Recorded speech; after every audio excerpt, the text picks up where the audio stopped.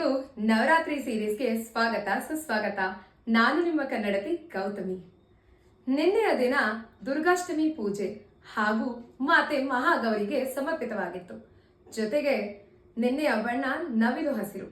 ನವಿಲು ಹಸಿರು ಎಂದರೆ ತಾಜಾತನ, ಭರವಸೆ, ಶಾಂತತೆ ಹಾಗೂ ಅದೃಷ್ಟದ ಸಂಕೇತವಾಗಿದೆ.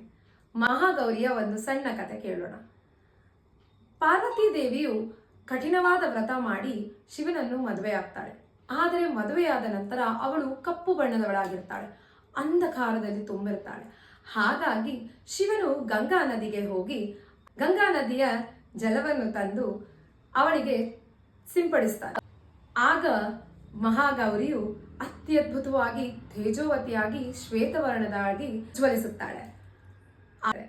ಆಗ ಶಿವನು ಮಹಾಗೌರಿ ತರ ಕಾಣ್ತಿದ್ಯಾ ಅಂತ ಹೇಳ್ತಾರೆ.